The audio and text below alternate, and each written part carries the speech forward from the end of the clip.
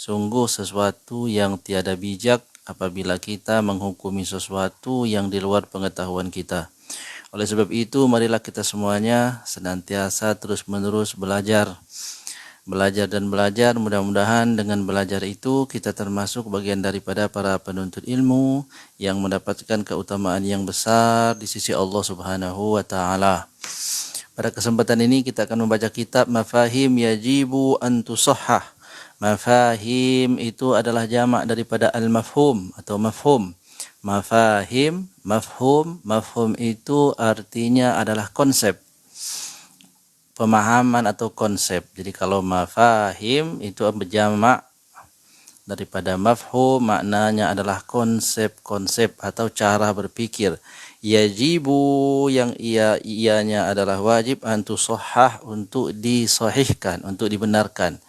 Maknanya adalah pemahaman-pemahaman yang wajib untuk dibenarkan berkaitan dengan berbagai perkara-perkara yang salah dipahami. Pada kesempatan ini kita akan membahas satu tema utama, yakni satu tema yang penting, yakni mafhumut tawassuli. Mafhum atau yang mafhum, dimaksud mafhum adalah bermula ini mafhum, maksudnya bermula ini pemahaman ataupun konsep at-tawassuli, yakni tawassul. Kadang-kadang kita sering mendengar orang berbicara tawasul. Orang bertanya mau kemana? Mau pengajian. Pengajiannya pengajian apa? Orang jawab pengajiannya tawasulan. Kemudian kita juga sering mendengarkan orang ketika berdoa senantiasa menyebut nama orang-orang soleh, diantaranya menyebut daripada nama para wali. Yang banyak dilakukan itu terkenal orang menyebut nama Syekh Abdul Qadir Al-Jilani. Orang bertawassul kepada Syekh Abdul Qadir Al-Jilani, atau orang bertawassul yang paling awal adalah kepada baginda Nabi sallallahu alaihi wa alihi wasallam. Atau ada orang juga bertawassul dengan apa yang disebut dengan Asmaul Husna.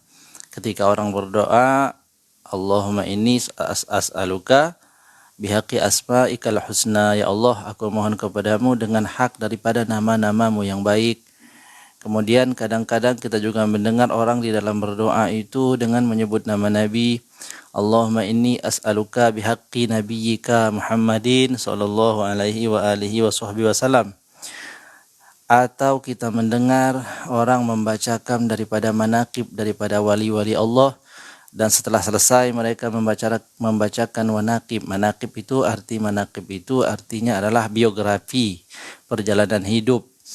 Maka setelah itu ditutup dengan doa. Doa itu dinamakan dengan doa tawassul. Nah, pemahaman mengenai tawassul ini, apabila kita salah dalam memahami, maka kita juga akan tergelincir pada sesuatu yang salah, atau paling tidak jika kita tidak melakukannya maka kita akan menyalahkan orang yang bertawassul. Banyak dari kalangan saudara-saudara kita yang menganggap musyrik orang bertawassul itu. Atau ada orang yang pergi berziarah kubur. Ziarah kubur bukan kubur orang biasa, tetapi berziarah pada kuburan para wali. Ketika mereka berziarah di kuburan para wali itu, maka mereka pun akan berdoa dengan menyebut para wali-wali itu. Nah, menyebut orang lain, yakni menyebut makhluk Allah SWT di dalam doa, menjadikan mereka sebagai perantara di dalam syariat agama, disebut dengan tawassul. Nah, seperti apakah kedudukan tawassul itu di dalam syariat? Bagaimanakah konsep tawassul itu yang benar? Maka pada hari ini kita akan memulai membaca satu hal yang berkaitan dengan tawassul ini di dalam kitab Mafahim Yajibu an Tusahhah. Di dalam kitab ini, kitab yang disusun ta'lif As-Sayyid Muhammad bin Alawi Al-Maliki Al-Hasani, ya daripada Abuya Al-Maliki, Sayyid Muhammad bin Alawi Al-Maliki, dalam kitab Mafahim Yajibu an Tusahhah.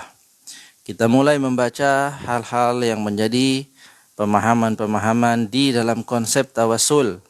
Bismillahirrahmanirrahim. Qala al-muallif rahimahullahu ta'ala, nafa'ana Allahu bihi wa bi'ulumihi fid darain amin. Mafhumut tawassuli, bermula ini adalah mafhum, yakni konsep tawasul. Bismillahirrahmanirrahim. Yukhti'u katsirun minan nasi fi fahmi haqiqatit tawassuli. Yukhti'u, kelirulah, katsirun minan nasi, kebanyakan daripada manusia, fi fahmi haqiqatit tawassuli, di dalam memahami hakikat tawassul. Beliau Said Muhammad bin Alawi Al-Maliki menyatakan manusia kebanyakan adalah salah di dalam memahami hakikat daripada tawassul itu. Walidha fa innana sanubayyinu mafhumat tawassulis sahihi fi nazrina. Oleh sebab itu maka kami akan menerangkan, sanubayyinu, maka kami akan menerangkan mafhumat tawassuli, konsep daripada tawassul itu, as-sahihi, yakni tawassul yang benar, fi nazrina, di dalam pandangan kami. Wa qabla zalika, dan sebelum yang demikian itu, yakni sebelum aku menjelaskan tentang pemahaman tawassul yang benar, la budda an nubayyina hadhil haqa'iq, maka tiada boleh tidak akan kami terangkan beberapa hakikat ini. Maknanya adalah ada keterangan yang patut untuk dipahami sebelum terlalu jauh membahas hal-hal yang berkaitan dengan tawassul. Awalan, yang pertama yang harus dipahami, annat tawassula, bahwasanya tawassul itu huwa ahadu turuqid du'ai, bermula ia tawassul, ahadu turuqid du'ai, adalah salah satu jalan di dalam berdoa. Jadi tawassul itu harus dipahami bahwasanya tawassul itu adalah salah satu jalan daripada jalan-jalan berdoa. Anna tawassula huwa ahadu turuqid du'ai, bahwasanya tawassul itu adalah salah satu jalan di dalam berdoa. Di sini beliau ingin menyampaikan bahwasanya tawassul itu hanya salah satu jalan, hanya salah satu cara di dalam berdoa. Maknanya bahwasanya tawassul itu tidaklah menjadi sesuatu yang harus. Karena tawassul itu adalah salah satu cara dalam berdoa. Adapun cara-cara berdoa adalah banyak. Nah, salah satu cara berdoa adalah tawassul. Jadi tawassul itu cara berdoa.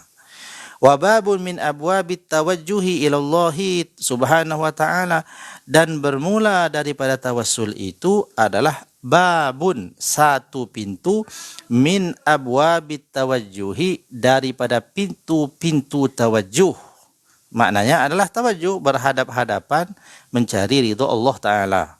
Salah satu pintu untuk menghadap pada Allah Subhanahu wa Ta'ala dari banyak pintu-pintu. Itu namanya tawassul. Fal maqsudul asliyu, maka bermula maksud yang asal, al haqiqiyu, yang hakikat adalah huwallahu subhanahu wa ta'ala. Fal maqsudu, maka bermula maksudnya bermula yang dituju di dalam berdoa itu asli adalah Allah secara hakikat, bukan zat, barang, benda, makhluk yang dijadikan sebagai wasilah. Jadi di dalam orang berdoa yang dituju adalah Allah, bukan sesuatu yang disebut di dalam doa itu. Seperti ketika kita berdoa bertawassul kepada Nabi. Contohnya, kita berdoa dengan tawassul pada Nabi itu dengan ucapan Allahumma inni, ya Allah sesungguhnya aku, atawassalu ilaika, aku bertawassul kepadamu ya Allah, binabiyyika, dengan nabimu Muhammad. Maka sebenarnya yang dituju di sini arah berdoanya kepada Allah hakikatnya, sedangkan Nabi dijadikan sebagai wasitoh atau perantara, menjadikan makhluk Allah Subhanahu wa Ta'ala apapun bentuknya, baikkah itu berupa daripada manusia, yakni orang soleh, atau orang itu juga bertawassul kepada amalnya sendiri, Itu adalah cara dalam berdoa, sedangkan yang dituju sebenarnya adalah Allah Subhanahu wa ta'ala. Maka tawassul itu adalah salah satu cara berdoa kepada Allah. Tetapi di dalam doa itu menyebut nama makhluk Allah yang dijadikan sebagai wasilah ketika ia meminta kepada Allah. Fal maqsudul asliyu, maka bermula maksud yang dituju, al-asliyu yang asli adalah al-haqiqiyu yang hakiki, huwa Allah subhanahu wa ta'ala, dialah Allah subhanahu wa ta'ala. Wal mutawassalu bihi, dan bermula mutawassal. Kalau tawassul itu artinya orang berwasilah. Kalau mutawassal bihi maksudnya benda atau orang atau amalan yang dijadikan wasilah. Wal mutawassalu bihi innama huwa wasitatun wa wasilatun litaqarrubi ilallahi subhanahu wa ta'ala.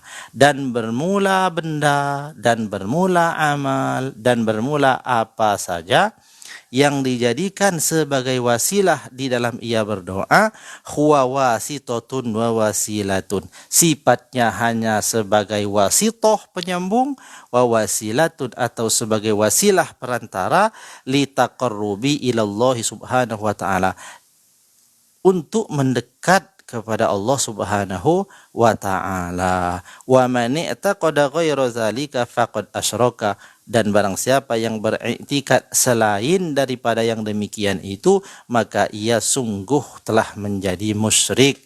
Nah, inilah yang dimaksud dengan syirik ketika salah di dalam memahami konsep tawassul. Jadi tawassul itu adalah sesuatu daripada banyak cara dalam berdoa. Ada orang ingin berdoa menjadikan amalnya sebagai wasilah. Berarti dia bertawassul dengan amalnya sendiri. Contohnya, dia membaca surah Al-Fatihah. Dia baca surah Al-Fatihah. Bismillahirrahmanirrahim. Alhamdulillahirabbil alamin. Arrahmanirrahim. Maliki yaumiddin. Iyyaka na'budu wa iyyaka nasta'in. Ihdinas siratal mustaqim, siratal ladzina an'amta 'alaihim ghairil maghdubi 'alaihim waladdallin. Maka dia membaca namanya surah Al-Fatihah. Ketika dia membaca Quran, yakni surah Al-Fatihah, atau ia melakukan apa saja dari jenis amal, setelah selesai dia mengerjakan amal itu, lalu dia berdoa. Di dalam doanya dia bawa ini surah Al-Fatihah dengan ucapan doanya, ya Allah, dengan keberkahan surat Al-Fatihah yang aku baca, maka sembuhkanlah penyakit gatal-gatal yang ada pada wajahku, umpama. Atau dia lagi memohon lagi pada Allah, ya Allah, dengan keberkahan surat Al-Fatihah ini, maka kabulkanlah harapanku, jadikanlah aku termasuk orang yang senantiasa hadir di dalam majelis ilmu. Itu namanya wasilah. Jadi berwasilah pada sesuatu. Nah, orang itu ketika bertawassul, keyakinan i'tiqad hatinya hanya kepada Allah. Dia tidak boleh meyakini bahwa yang ia jadikan wasilah itu secara sendiri bisa memberinya keselamatan, bisa memberinya kesehatan, bisa memberinya rezeki dan lain-lain. Tidak seperti itu. Tapi yang ia yakini memberi rezeki hanyalah Allah. Maka bertawassul itu hanya salah satu daripada cara di dalam orang berdoa. Nah, ini pertama yang wajib dipahami di dalam kita ini bertawassul. Jadi kita yang sudah biasa tawassul ya tawassul. Tetapi supaya lebih mantap lagi, maka kita harus memahami apa itu tawassul. Jadi kita ulangi lagi pelan-pelan. Annat tawassula, bahwasanya sesungguhnya tawassul itu huwa ahadu turuqid du'ai, ia adalah salah satu jalan di dalam berdoa. Berarti berdoa banyak jalannya, salah satunya adalah tawassul. Enggak tawassul juga tidak apa-apa, secara hukum tidak berdosa, karena bertawassul itu bukan perkara yang lazim, bukan perkara yang wajib, tetapi hanya jalan untuk menuju sesuatu. Jadi ibarat kita itu ingin menuju kepada mana? Kepada Jakarta. Ingin menuju kepada Jakarta, ada yang melalui laut dengan naik pada kapal laut sampai di Jakarta, sampai. Ada juga yang berwasilah untuk sampai ke Jakarta itu dengan pesawat terbang. maka dia menggunakan pesawat terbang. Nah, wasilah atau tawassul itu salah satu cara saja supaya sampai di Jakarta. Maka boleh orang melalui daripada pesawat, boleh juga orang melalui daripada laut, boleh juga kalau dia mau berenang. Itu namanya wasilah yang mengantarkan dia sampai pada tujuannya itu, yakni Allah. Itu namanya wasilah. Dan orang menggunakan sesuatu sebagai wasilah disebut tawassul. Nah, tawassul dalam doa adalah tawassul kita memohon pada Allah Subhanahu wa taala, kita meyakini hanya Allah Subhanahu wa taala yang memberikan segala sesuatu, tetapi kita memohon pada Allah, meminta pada Allah itu dengan jalan bertawassul, yakni mengambil perantara atau wasilah untuk menyampaikan kepada tujuan. Contohnya, orang diberi Allah Subhanahu wa taala sakit, maka ia minta pada Allah untuk disembuhkan. Maka dia minta pada Allah untuk disembuhkan. Tapi cara yang dia ambil untuk sembuh apa? Dengan cara minum obat. Nah, obat di sini namanya wasilah. Tetapi dia tidak meyakini bahwa yang menyembuhkannya adalah obat ini secara sendirinya. Tetapi ia sembuh itu karena Allah. Allah menyembuhkannya melalui apa? Salah satunya melalui obat yang dia minum. Begitu juga dalam tawassul dalam doa. Boleh saja orang langsung berdoa pada Allah, ya Allah berikanlah aku kesehatan. Tanpa berobat, boleh nggak? Boleh. Jika Allah berkehendak, sembuh. Tapi ada juga orang, ketika dia memohon pada Allah, ya Allah berikanlah aku kesehatan, maka setelah dia memohon kepada Allah, memohon kesehatan, lalu dia mengambil jalan untuk sembuh. Itu sesuai dengan ilmunya, yakni dia minum obat umpamanya. Atau dia pergi mendatangi tabib umpamanya. Tapi ini semua baik obat, baik tabib tidak boleh dia yakini sebagai penyembuh. Nah, ketika ia meyakini obat sebagai penyembuh, ketika ia meyakini tabib sebagai penyembuh yang bisa menyembuhkan dengan sendirinya, bukan Allah yang menyembuhkan, ketika i'tiqad itu ada dalam hati, itulah yang disebut dengan syirik. Apa itu syirik? Menyekutukan Allah. Dia menganggap ada makhluk yang mampu memberikan sebagaimana kemampuan Allah memberi. Atau yang kedudukannya di bawah Allah, tapi bisa memberi dengan sendirinya tanpa harus bersandar pada Allah. Itu namanya musyrik. Jadi tawassul itu, pemahaman tentang tawassul yang pertama adalah itu. Kita harus meyakini bahwa tawassul itu adalah salah satu cara di dalam banyak cara berdoa.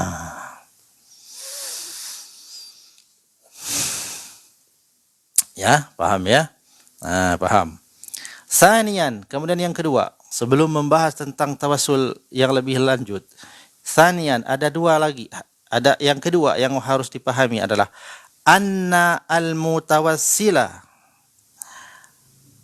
bahwasanya bermula al-mutawassila, yakni orang yang bertawassul itu, umpamanya saya berdoa dengan bertawassul berarti saya. Bermula orang yang bertawassul itu ma tawassala bihadhil wasitati illa limahabbatihi laha wa'tiqadihi annallaha subhanahu wa ta'ala yuhibbuha. Keadaan yang kedua yang wajib dipahami adalah annal mutawassila, bahwasanya orang yang bertawassul, yakni orang yang berdoa dengan cara bertawassul, tiadalah ia bertawassul dengan sesuatu yang ia jadikan wasitoh, yang ia jadikan sebagai wasilah. Contohnya orang bertawassul pada apa? Pada amal solehnya. Atau dia bertawassul pada apa? Contohnya yang sudah lebih masuk kepada contoh, orang bertawassul kepada orang soleh, bertawassul kepada para wali umpamanya. Tiadalah ia melakukan tawassul itu kepada salah satu daripada yang dia jadikan wasilah illa limahabbatihi laha, kecuali karena dirinya itu mencintai sesuatu yang ia jadikan sebagai wasilah itu, wa'tiqadihi, dan karena keyakinannya anallaha subhanahu wa ta'ala yuhibbuha, bahwasanya Allah subhanahu wa ta'ala mencintainya, yakni mencintai barang ataupun makhluk ataupun orang yang ia jadikan sebagai wasilah itu. Jadi yang dimaksud adalah tidak akan seseorang itu bertawassul dengan apapun. Contohnya, orang bertawassul dengan wali Allah. Tidak mungkin orang itu bertawassul dengan walinya Allah, kecuali orang yang bertawassul ini meyakini, memiliki rasa cinta di dalam hatinya kepada orang tersebut, dan dia memiliki keyakinan bahwa orang tersebut adalah orang yang dicintai oleh Allah Subhanahu wa ta'ala. Itu sebabnya ia mengambil wasilah tersebut. Walau zahara khilafun zalika lakana ab'adan nasi anha wa asaddan nasi karahatan laha. Jika tidak demikian, maknanya jikalau dia tidaklah ia mencintai daripada makhluk atau yang dia jadikan wasilah itu, atau sesuatu yang dia jadikan wasilah itu bukan yang ia sukai, bukan, dan dia tidak meyakini sesuatu itu adalah dicintai Allah Subhanahu wa taala, maka pastilah orang ini yang bertawassul adalah orang yang paling jauh dan paling tidak suka kepada benda, kepada orang tersebut, dan dia tidak akan pernah menjadikan ia sebagai wasilah untuk sampai kepada Allah. Jadi ada i'tiqad seperti itu. Jadi umpama sederhananya kita ini ingin bertawassul, berdoa dengan tawassul. Dan doa dalam tawassul kita itu dengan cara bertawassul kepada wali Allah contohnya. Maka kita bertawassul dengan seorang wali itu karena di dalam hati kita ada rasa cinta kepada wali tersebut.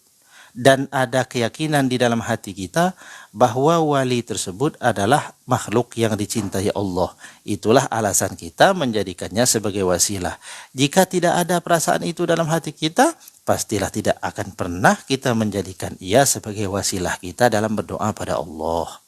Nah, ini hakikat yang kedua yang harus dipahami terlebih dahulu.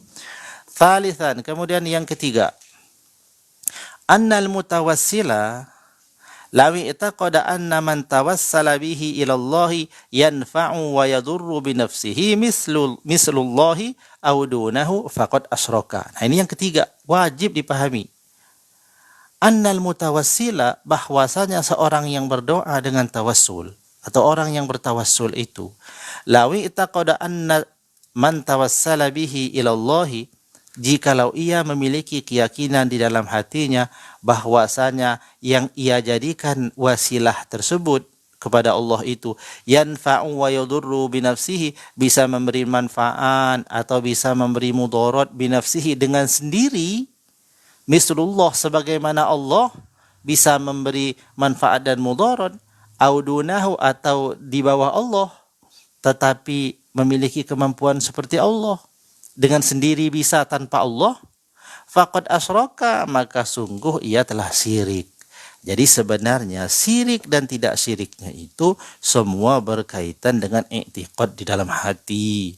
Kalau kita meyakini bahwasanya di dalam dunia ini ada makhluk apapun jenisnya, baik itu manusia, jin, kemudian malaikat, ataupun apa saja, bisa memberi manfaat atau bisa memberi mudarat secara sendiri tanpa Allah, kita meyakini makhluk bisa berbuat, bisa memberi manfaat atau bisa memberi mudarat tanpa Allah, maksudnya bukan Allah yang mengizinkan, terjadi dengan sendirinya saja, maka ia telah syirik.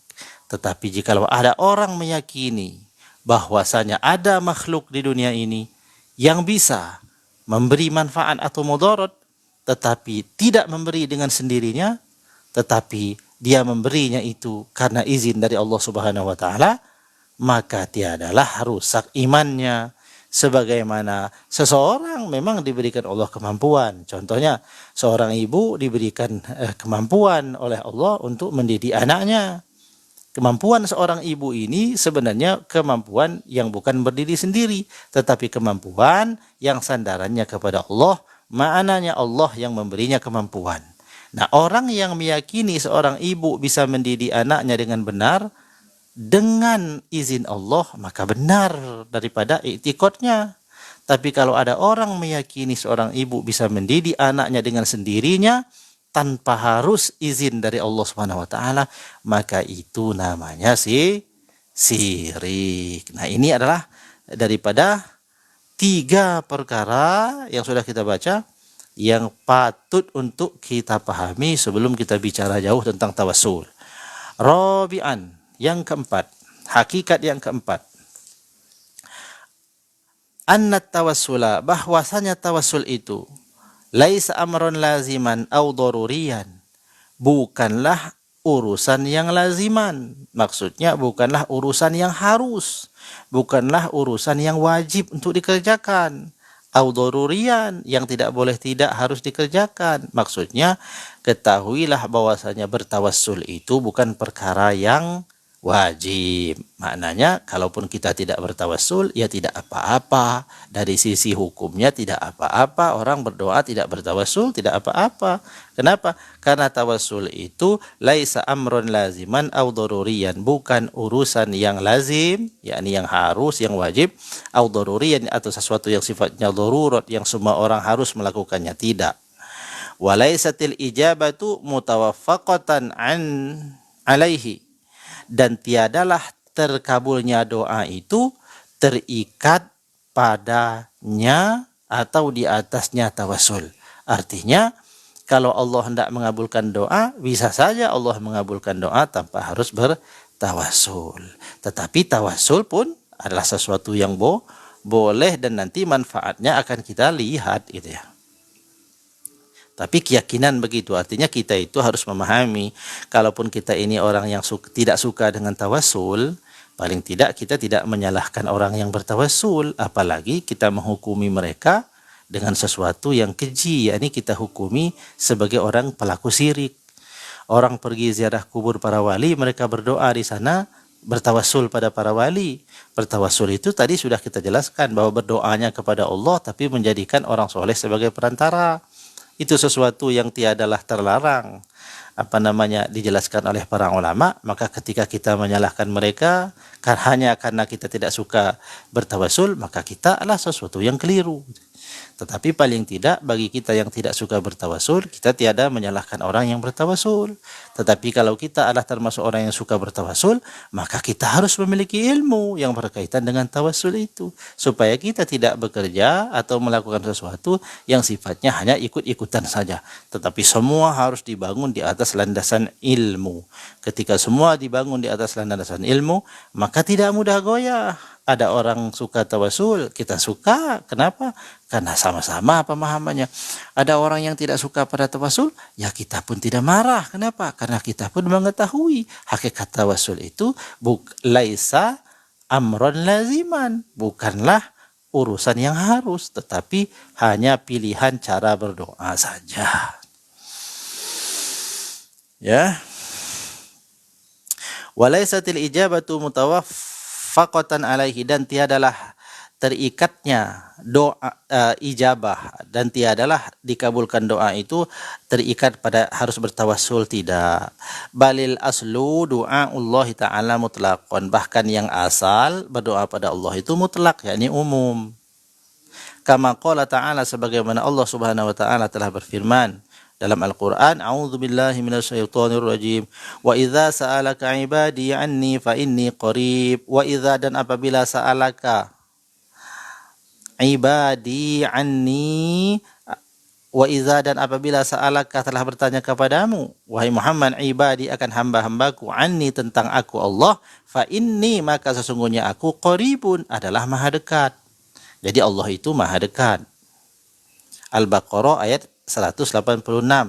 Wa kama qala ta'ala, dan sebagian juga dalam firman Allah Ta'ala, a'udzubillahi minasyaitonirrajim, qul ud'ullaha awid'ur rahman ayyamma tad'u falahul asmaul husna. Ini firman Allah dalam surat Al-Isra ayat 110.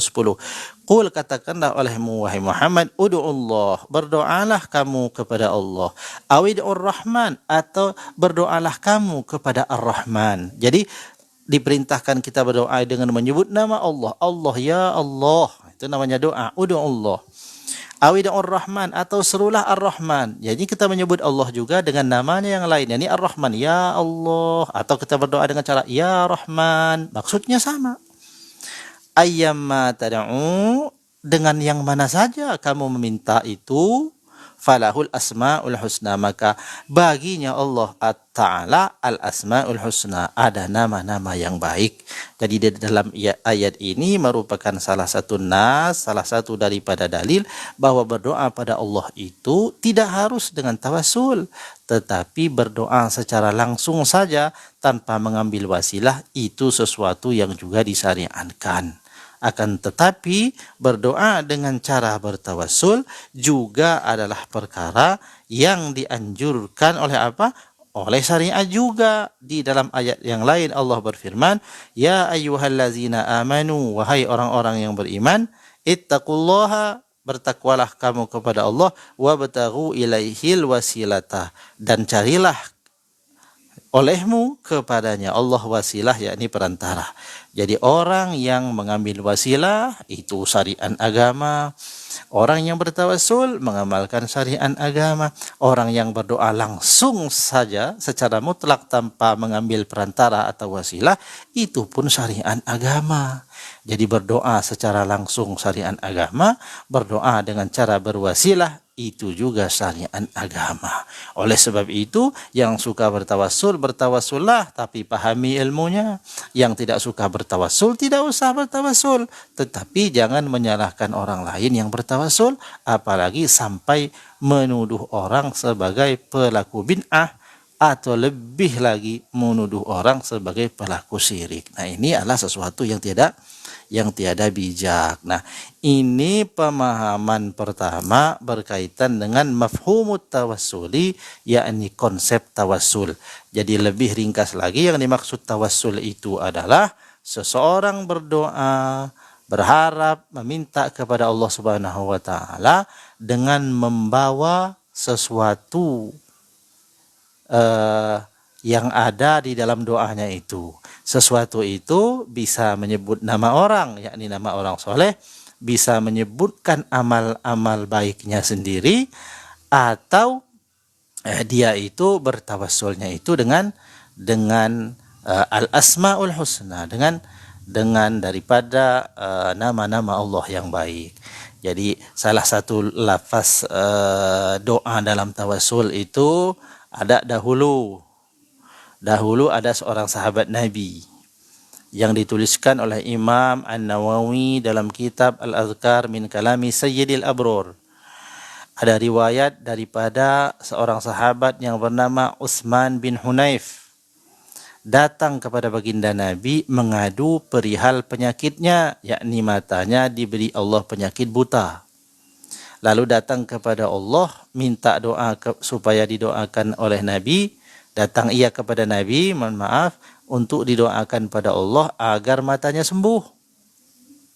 Tapi kenyataannya Nabi tidak mendoakan orang itu, tetapi Nabi memerintahkan sahabat ini untuk mengambil air wudhu dengan wudhu yang sempurna. Setelah selesai dia mengambil air wudhu, maka Nabi memerintahkannya untuk sholat 2 rakaat. Setelah selesai orang ini sholat 2 rakaat, lalu dia duduk dan diajari Nabi doa. Di dalam doa yang diajarkan oleh Nabi ini ada doa tawassulnya, yakni bertawassul kepada makhluk. Siapa makhluknya? Baginda Nabi sallallahu alaihi wa alihi wa sahbihi wasallam. Dalam doa tersebut Nabi mengajarkan doa. Diperintahkan pertama wuduknya sempurna, yang kedua disuruh sholat 2 rakaat, maka dia sholat 2 rakaat. Setelah selesai sholat 2 rakaat, dia disuruh berdoa. Doanya diajarkan Nabi. Apa doanya? Allahumma inni as'aluka, ya Allah sesungguhnya aku memohon kepadamu. Ingat, dia mohon mintanya kepada Allah, bukan pada Nabi. Allahumma inni as'aluka, ya Allah sesungguhnya aku memohon, meminta kepadamu. Allahumma inni as'aluka wa atawajjahu ilaika, dan aku berhadapan denganmu, menghadapkan wajahku padamu. Wa atawajjahu ilaika binabiyyika Muhammadin sallallahu alaihi wasallam, dengan menyertakan nabimu Muhammad sallallahu alaihi wasallam, nabiyir rahmah, nabi sang pembawa rahmat. Ya Muhammadu ya Rasulullah, dia ingat pada lafaz yang kedua dia menyeru Nabi. Ini namanya tawassul. Ya Muhammadu ya Rasulullah, wahai Muhammad, wahai Rasulullah. Inni tawajjahtu bika ila rabbi. Sesungguhnya aku membawamu untuk menghadap pada Allah Subhanahu wa taala. Inni atawajjahu ilaika binabiyika Muhammadin sallallahu nabi rahmah ya Muhammadu ya Rasulullah inni tawajjahtu bika ila rabbi fi hajati hazihi, di dalam sebuah hajatku ini. Maka dia menyebutkan hajatnya supaya disembuhkan matanya yang buta. Lituqdoli, supaya untuk engkau kabulkan untukku ya Allah. Allahumma fasaffi'hu fiyya. Ya Allah ya Tuhanku, jadikanlah ia Nabi Muhammad sebagai syafaat untukku.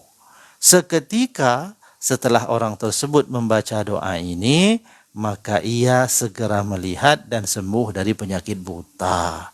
Jadi berdoanya kepada Allah tetapi menyebut nama makhluk yang mulia, yakni baginda Nabi SAW. Nah, para ulama menjelaskan, jikalau orang boleh berdoa bertawassul dengan Nabi, sedangkan Nabi ini adalah manusia, tapi manusia yang mulia, maka berarti boleh juga orang bertawassul itu kepada orang soleh yang lain selain Nabi. Seperti para sahabat Nabi, Abu Bakar As-Siddiq, Umar ibnul Khattab, Utsman bin Affan, Ali ibn Abi Thalib. Kemudian dilanjutkan para imam Abu Hanifah an-Nu'man, Imam Malik bin Anas, Imam Muhammad bin Idris Asy-Syafi'i, Imam Ahmad bin Hambal, dan terus menerus sampai pada para wali-wali yang membawa Islam sampai ke negeri kita. Mereka kedudukannya adalah sama, dalam artian orang soleh yang kita yakini mereka itu dicintai Allah, dan di hati kita memiliki rasa cinta kepada mereka. Kita berdoa kepada Allah dengan membawa mereka, yakni menyertakan mereka. Ini namanya tawassul, dan tawassul itu diajarkan oleh Nabi. Oleh sebab itu, ini namanya mafhum tawassul. Tetapi pemahaman tentang tawassul ini harus betul-betul kita pahami supaya tidak tergelincir kita itu kepada perbuatan-perbuatan yang menyimpang. Jadi kita itu berdoa pada Allah, ingat, kita berdoa pada Allah, bukan berdoa pada wali, bukan berdoa pada nabi, bukan berdoa pada siapapun, orang soleh, bukan. Kita berdoanya kepada Allah, tetapi kita mohon supaya Allah mengabulkan doa itu dengan keberkahan mereka. Itu namanya tawassul. Jadi tawassul itu mengambil wasilah atau wasitoh, perantara untuk mendekatkan diri kita pada Allah. Wasitoh atau wasilah itu bisa dengan amal soleh, yakni amal kita sendiri. Contohnya puasa kita, sholat kita, bacaan Al-Quran kita melakukan amal-amal soleh apapun. Setelah itu kita berdoa dengan menyebut amal-amal kita itu kepada Allah. Nah, itu adalah tawassul dengan amal soleh. Ada juga tawassul dengan Asmaul Husna. Ya, kita membaca Asmaul Husna. Ya Allah, Ya Rahman, Ya Rahim. Dan selain sebagainya daripada 99 Asmaul Husna. Setelah kita baca, Ya Allah, aku mohon kepadamu dengan keberkahan Asmaul Husna. Nah, jadi mintanya kepada Allah dengan keberkahan Asmaul Husna, maka minta pada Allah. Nanti Allah akan ijabah itu. Nah, jadi hanya saja di dalam tawassul itu ada tawassul yang disepakati. Maksudnya semua ulama membolehkannya. Itu namanya tawassul yang disepakati. Nah, ada tawassul yang diperbincangkan para ulama. Maksudnya tawassul itu yang sebagian ulama menganggapnya baik, sebagian ulama tidak menganjurkan. Itu ada perbedaan pendapat. Nah, tawassul yang disepakati adalah tawassul dengan amal soleh, juga tawassul kepada Asmaul Husna. Dalilnya adalah kisah 3 orang yang terjebak di dalam gua. Yang satu amalnya begini, yang satu pernah beramal begini, yang satu pernah beramal begini. Masing-masing mereka ini berdoa menyebut amal baiknya itu supaya pintu gua yang tertutup itu menjadi dibuka. Maka dibukalah pintu gua tersebut. Maka ini adalah tawassul dengan amal soleh. Semua ulama sepakat dan membolehkan. Adapun daripada tawassul yang tidak disepakati, maksudnya ulama berbeda pendapat tentang hukumnya, adalah tawassul seperti tawassulnya seseorang kepada orang yang sudah meninggal dunia. Contoh itu. Jadi ada orang bertawassul dengan orang yang sudah meninggal dunia. Contohnya bertawassul dengan para wali. Nah, sebagian ulama menganggapnya sama saja dengan tawassul kepada orang yang masih hidup. Kenapa? Karena hakikat tawassul kita itu adalah tawassul kita pada kedudukan mereka di sisi Allah, dan kedudukan mereka di sisi Allah itu baik ketika mereka masih hidup atau setelah wafat sama saja, karena kita itu berwasilah bukan kepada kemampuan seseorang itu, karena dia tidak punya kemampuan kecuali Allah kasih dia kemampuan. Tapi yang kita jadikan tawassul atau wasilah itu adalah kedudukan mereka di sisi Allah Subhanahu wa taala, yakni kedudukan mereka yang telah memiliki kedudukan yang tinggi di sisi Allah. Nah, kedudukan mereka atau pangkat mereka itulah yang kita jadikan sebagai wasilah. Sehingga sebagian ulama menyatakan tawassul itu sama saja baik kepada orang yang masih hidup atau kepada orang yang sudah meninggal dunia, hukumnya sama karena hakikatnya sama, i'tiqadnya juga sama. Ketika orang yang kita jadikan wasilah tadi masih hidup, kita pun dilarang berkeyakinan bahwa yang memberi manfaat dan mudarat dia, karena dia masih hidup. Tidak. Begitu juga ketika dia sudah wafat, tetap tidak boleh kita menjadikan dia yang memberi manfaat dan mudarat. Tapi yang benar adalah baik dia masih hidup atau dia sudah wafat, yang memberikan manfaat dan mudarat itu adalah Allah. Tetapi Allah akan memberikan manfaat di dalam doa kita itu, maksudnya akan mempercepat dikabulkan doa kita. Kita akan dijadikan sebagai orang yang dekat pada Allah melalui perantara mereka. Nah, ini namanya tawassul. Al-muttafaqu alaihi minat tawassuli.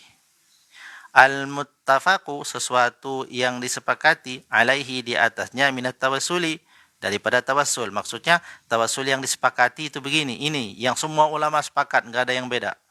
Lam yakhtalif ahadun minal muslimina fi masyru'iyati tawassuli ila Allah subhanahu wa ta'ala bil a'malis salihati. Tidak ada perbedaan pendapat satupun dari kalangan kaum muslimin yang tidak menyetujui disyariatkannya tawassul kepada Allah itu dengan amal soleh. Nah, amal soleh nih. Faman soma au sholla, seperti akannya puasanya, wa sholla sholatnya, au qara al-Quran atau bacaan Al-Quran, au tasaddaqa atau dia bertawassul dengan sedekahnya. Fa innahu yatawassalu bisiyamihi wa sholatihi wa qiraatihi wa sadaqatihi. Bal huwa arja fil qabuli wa a'zamu fi nailil matlub. Bahkan ini adalah sesuatu yang paling besar diharapkan diterima, sebab ia bertawassul dengan amalnya sendiri. La yakhtalifu fi dzalika isnan. Tidak ada, bahkan tidak ada dua orang pun di dunia ini yang berselisih pendapat tentang bolehnya tawassul dengan amal soleh. Maksudnya seluruh umat muslim ini setuju dan sepakat kalau tawassul dengan amal soleh itu bagus. Wa dalilu ala hadza, dan bermula dalil daripada tawassul dengan amal soleh ini adalah hadisus salasati, adalah hadis as-salasati allazi intabaqa alaihimul ghari, yakni hadis yang menerangkan 3 orang yang terjebak di dalam gua. Fatawassalu ahaduhum ilallahi bibirrihi liwalidayhi, yang satu orang bertawassul dengan baktinya kepada orang tuanya. Jadi kisahnya panjang, tapi di sini diringkas. Ada seorang anak yang berbakti pada orang tuanya. Orang tuanya itu sudah tua, sudah renta. Kemudian setiap orang tuanya mau tidur, kebiasaannya dikasih minum susu 1 gelas. Suatu hari, anak yang soleh ini ingin memberi susu pada ibunya. Dan ketika ia memberikan susu itu di hadapan ibunya, ternyata ibunya sudah tertidur. Maka karena dia khawatir mengganggu ibunya, maka dia tidak membangunkan ibunya untuk minum susu itu, tapi dia terus memegang susu itu di depan wajah ibunya sampai ibunya bangun. Itu bakti atau bukan? Bakti. Maka orang tersebut berdoa, ya Allah, jikalau engkau terima amalku ini, maka bukakanlah pintu gua yang tertutup ini. Maka gua itu pintunya terbuka sedikit. Ini satu orang. Wa tawassalu tsani, kemudian orang yang kedua bertawassul bi ibtiadihi anil fahishati ba'da tamakkunihi min asbabiha. Yang pertama, yang kedua orang yang bertawassul dengan amalnya berupa dia telah menghindari perbuatan jelek, yakni perbuatan fahisyah, perbuatan zina pada saat ia mungkin saja melakukannya. Artinya dia bisa melakukannya pada saat itu, tetapi ia takut pada Allah, maka dia tidak melakukannya. Maka dia berdoa, ya Allah, jikalau amal itu adalah amal yang Kau terima, maka bukakanlah pintu gua yang tertutup ini. Maka gua itu terbuka lagi dan lebih lebar lagi pintu gua itu. Nah, tapi belum bisa keluar orang dari gua itu. Kemudian orang ketiga, watawassalu tsalisu, dan bermula orang ketiga bertawassul bi amanatihi, dengan sifat amanahnya, wa hifzihi lima li ghairihi, dan sifat penjagaannya terhadap harta orang lain, wa adaihi lahu kamilan, dan ia menunaikannya secara sempurna. Maksudnya dulu ada orang yang memiliki pegawai. Ada salah satu pegawainya belum digaji, kemudian berhenti bekerja. Gajinya belum dibayar. Lalu oleh bosnya ini yang soleh ini, gajinya itu dijadikan modal usaha. Artinya diputar uangnya itu. Maka jadilah dia berkembang pesat, memiliki ternak-ternak yang banyak. Pada saat ternak-ternak itu sudah sangat banyak, maka karyawannya yang tadi ini, pegawainya yang tadi itu kabur, datang lagi ke tempat bekerja itu. Maka bosnya ini dengan sangat baik memberikan semua harta yang hasil usaha dari gajinya yang belum dibayar itu. Jadi dia tunaikan amanah itu. Itu perkara yang sangat luar biasa. Lalu dia berdoa, ya Allah, jikalau ini adalah amal yang Kau terima, maka bukakanlah pintu gua ini. Maka terbukalah penutup gua yang menjadikan mereka terjebak di dalam gua itu, sehingga ketiga orang ini bisa keluar dari gua itu dengan selamat. Nah, dalil ini, hadis yang sahih, dijadikan oleh para ulama sebagai dalil bolehnya bertawassul atau disyariatkannya bertawassul dengan amal soleh. Nah, melalui hadis ini seluruh ulama sepakat, tidak ada satupun yang tidak setuju dengan bolehnya tawassul dengan amal soleh. Wa farajallahu anhum ma hum fihi wa hadha naw'u min at-tawassuli qad fassalhu wa bayyana adillatahu wa haqqaqa masailahu as-Syaikh Ibnu Taimiyah rahimahullahu fi kutubihi wa khususan fi risalatihi qaidatun jalilatun fit tawassuli wal wasilati. Nah, perkara ini yang menjelaskan tentang disyariatkannya tawassul dengan amal soleh ini sudah dijelaskan oleh panjang dan lebar oleh seorang ulama, namanya oleh Imam Ibnu Taimiyah. Jadi Ibnu Taimiyah dikutip pendapatnya oleh Said Muhammad bin Alwi al-Maliki dalam kitabnya Mafahim Yajib Antu Sohahini.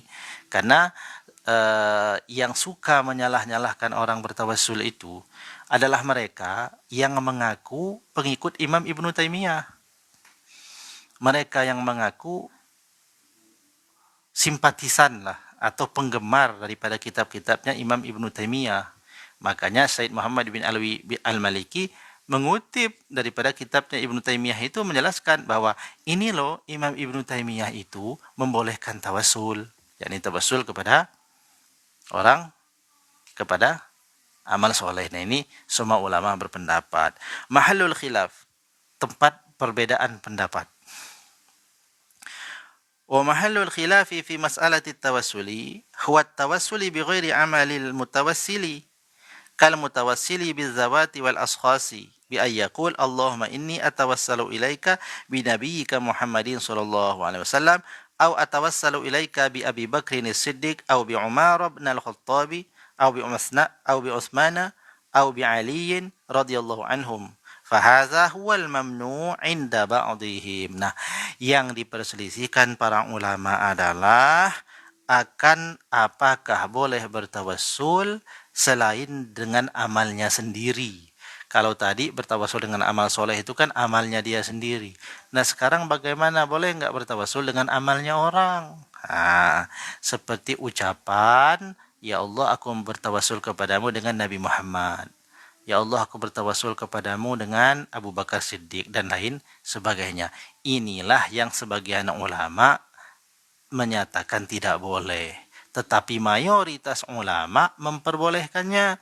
Kenapa? Karena bagi para ulama yang membolehkannya, hakikat tawassul itu baik dia bertawassul dengan amalnya sendiri atau dengan amal orang lain, hakikatnya adalah sama, menjadikan sesuatu yang ia cintai dan dicintai Allah sebagai wasilah. Dalilnya mana? Salah satunya adalah tadi kisah sahabat Utsman bin Hunayf yang dituliskan oleh Imam Nawawi dalam kitab Al-Azkar itu, bahwa boleh, bahkan Nabi mengajarkan orang itu berdoa bertawassul bukan dengan amalnya sendiri tetapi dengan membawa orang lain.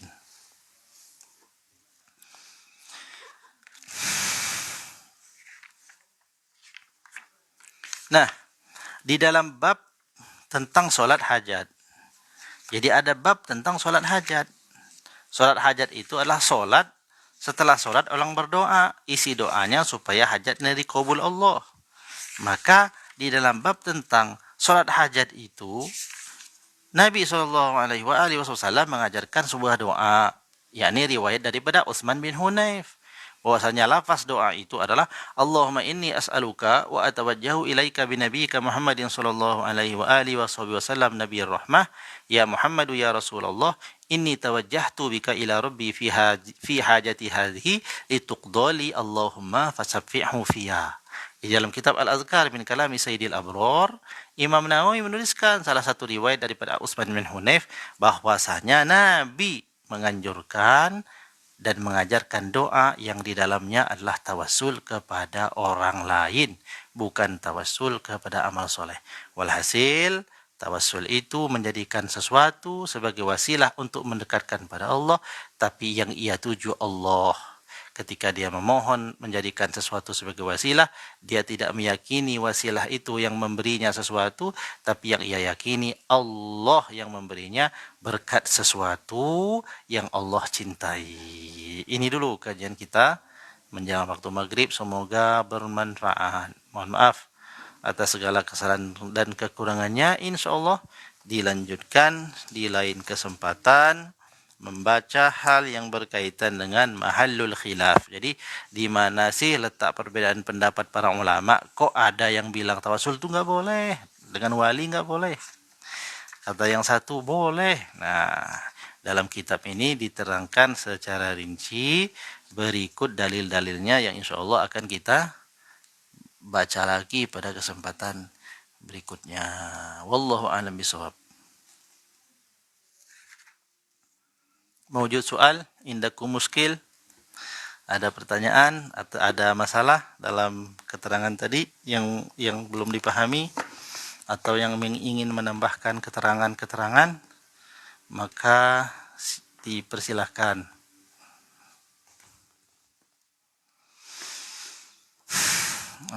Terima kasih kepada yang sudah hadir. Wallahul muwaffiq ila aqwamit thoriq. Assalamualaikum warahmatullahi wabarakatuh.